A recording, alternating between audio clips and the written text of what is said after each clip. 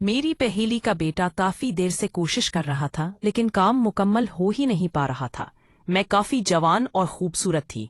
मेरी सहेली, जो कि यूनिवर्सिटी में मेरी दोस्त बनी थी, उसके बाद अब वो मेरी हमसाए भी है। उसका बेटा, जो 14 साल का है, वो बहुत ही खूबसूरत था। मेरे पास और कोई भी ऐसा लड़का या मर्द नहीं था जिससे मैं अपना काम मुकम्मल कर पानी। मैं जवान की खूबसूरत की रात को अक्सर है देखकर अपने आप को सुकून देती थी, लेकिन आज मेरा दिल था कि किसी न किसी तरफ से वो राशिद के से अपना काम अमल करवाओ। मैंने अपनी दोस्त को कहा कि राशिद को मेरे घर भेज दो, मुझे जरूरी काम है। जिस पर राशिद तो आ गया, लेकिन राशिद को मनाने के लिए मुझे थोड़ा सा टाइम लग गया। मैंने राशिद को 1000 रुपया दिया और मैंने कहा कि मैं तुम दे खुश कर दो। राशिद ने कहा कि मैंने कभी भी ऐसा कोई काम नहीं किया। राशिद को मैंने कहा कि तुम परेशान क्यों हो रहे हो, मैं तुम्हें बताऊंगी कि आखिर कैसे करते हैं। राशिद ने कोशिश बहुत की, लेकिन अभी ऐसा कुछ हो भी नहीं रहा था।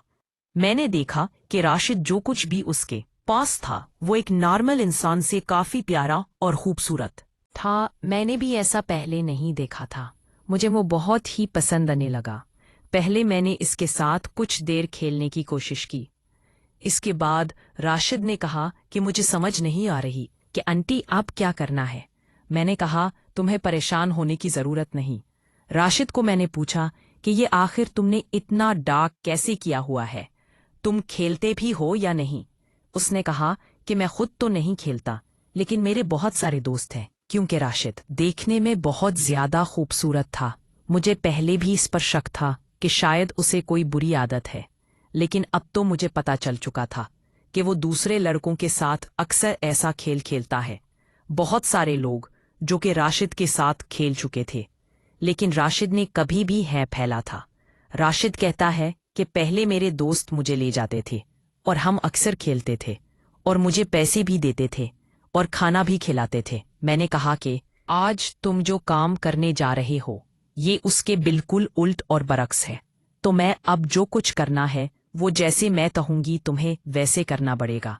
अब मैंने कहा कि जो दोस्त तुम्हारा खेलते हैं वही आज नहीं करना है, और जो कुछ तुम अपने ऊपर बर्दाश्त करते हो वो सब कुछ मैं बर्दाश्त करोगी। उस पर राशिद ने कहा कि ठीक है। अब जब मैंने देखा कि राशिद मुकम्मल तौर पर तैयार हो चुका है, राशिद अबा का खेलने के काबिल हो चुका था, मुझे नहीं पता था कि राशिद जब खेल अपना शुरू करेगा तो वो अब इस खेल के लिए इतना ज्यादा एक्साइट था। कुछ देर के बाद उसने अपना मैं सर्वर लिया। सरों में तो इससे खेला भी नहीं जा रहा था, लेकिन कुछ देर के बाद वो अच्छा खेलने लगा। अब क्योंकि मेरे लिए ये पहला एक्सपीरियंस नहीं था, इसलिए मैं थक चुकी थी। मुझे बहुत ज्यादा राहत और सुकून तो मिल चुका था, लेकिन अब मुझसे ज्यादा बर्दाश्त नहीं हो पा रहा था। मैंने अब राशिद को कहा हटो, लेकिन राशिद हाई ही नहीं रहा था। राशिद का तो दिल में कर रहा था कि वो खेलता ही रहे। राशिद लो तो शायद इस बात का पता ही नहीं कि उसे कैसे खेला जाता है। कुछ देर के बाद मैं खुद ही राशिद के सामने से हट गई और मैंने कहा कि मुझे तुमसे नहीं खेलना। मुझे इतना दर्द और तकलीफ हो रही है, तो मैं नहीं पता कि मैं पहले भी नहीं खेला। ये मेरा पहला खेल था। मुझे क्या पता था कि तुम इस हो छे देर समझ आ चुकी थी। राशिद ने कहा, ये जो भी है खाला, बस आज आप मुकम्मल तौर पर इसको इस्तेमाल करना सीख चुके हैं। मैं चाहता हूँ कि बस आप थोड़ी देर मेरी ये बात मान ले। मुझे समझ आ चुकी थी, क्योंकि अब राशिद मुकम्मल तौर पर खेलने के काबिल हो चुका था। कुछ देर के बाद राशिद ने आखिरकार अपना खेल मुकम्मल किया। कुछ देर के बाद राशिद हार चुका था। राशिद, जो कि अपने बात मनवाने में काफी भारत रखता था, मेरे राशिद को कहा कि तुम तो अच्छा खेल लेते हो। कुछ देर के बाद राशिद ने कहा कि बस अब मुझसे वादा करें कि इस बारे में अम्मी को कुछ नहीं बताएंगे।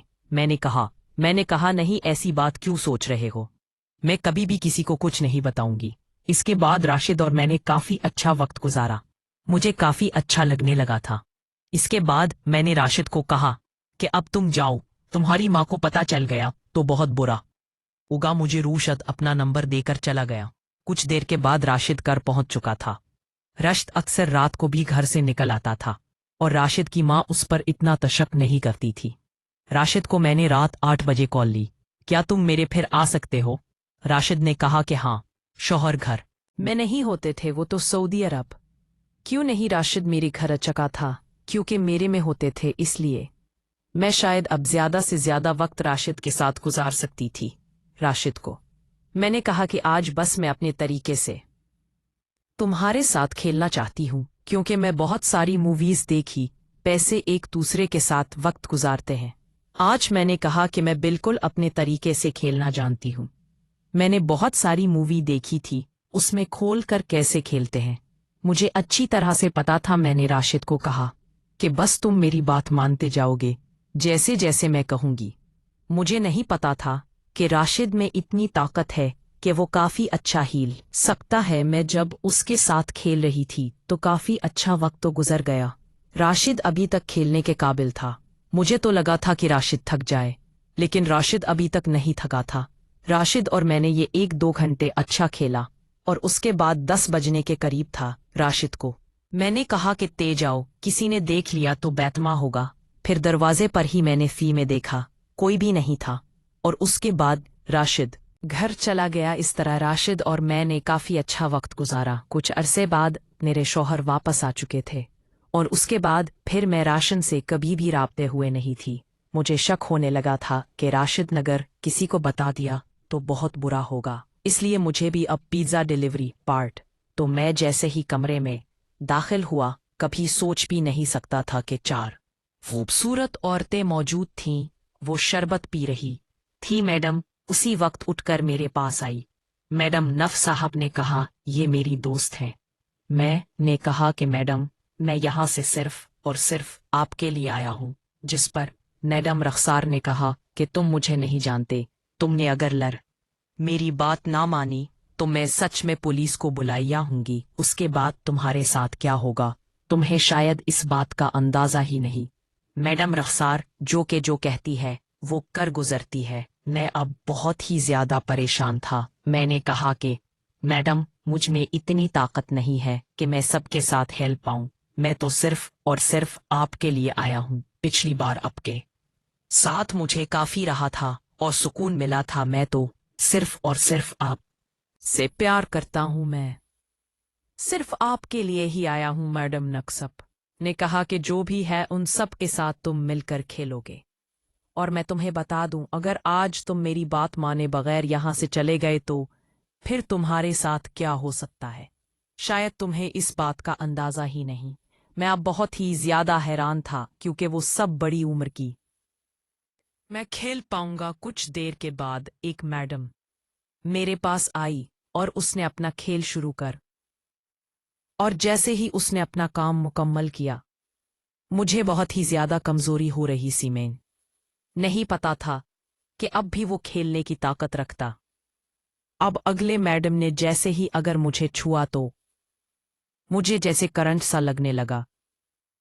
मुझे नहीं समझ आ रही थी कि मेरे साथ ऐसा क्यों हो रहा है। पहले जब राहत और सुकून लेता था तो मैं थक जाता था और उसके साथ वो भी थक जाता था, लेकिन आज मैं तो थक तो तुम मुझ में इसी ताकत है थी। लेकिन आखिर उन्होंने मुझे कौन सी मेडिसिन खिलाई थी वो जो समझ नहीं आ रहा था, क्योंकि वो तो बात थकने का नाम ही नहीं ले रहा था। उसके बाद दूसरे मैडम ने भी अपना खेल मुकम्मल किया और उसने अपने हिसाब से मुकम्मल तौर पर जैसे मूवीज में दिखाया जाता है उसने प्यार दिया।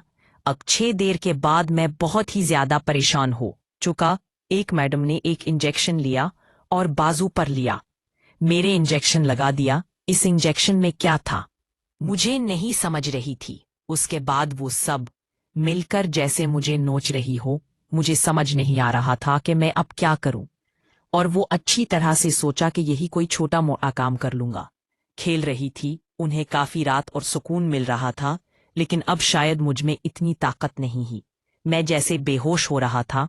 मैं तो समझ ही नहीं पा रहा था। कुछ देर के बाद मुझे समझ नहीं आ रही थी कि मैं कहाँ हूं। कुछ देर के बाद मुझे होश भी नहीं था जब मेरी आंख खुली थी। उस वक्त मैं हॉस्पिटल में था और हॉस्पिटल में मेरे पास बहुत सारे लोग मौजूद थे। डॉक्टर थे, नर्स थी, और मैं बहुत ही ज्यादा कमजोर था।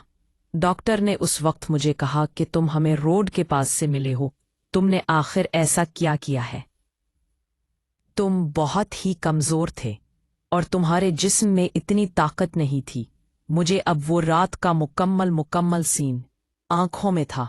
मुझे समझ आ चुकी थी कि रक्सान मैडम ने मेरे साथ क्या किया था। रफ्सार मैडम की वजह से मुझे इतना बड़ा नुकसान उठाना पड़ा। मैं हॉस्पिटल में कुछ दिन रहा। मेरे पास जो कुछ भी था हॉस्पिटल के बिल में चला गया।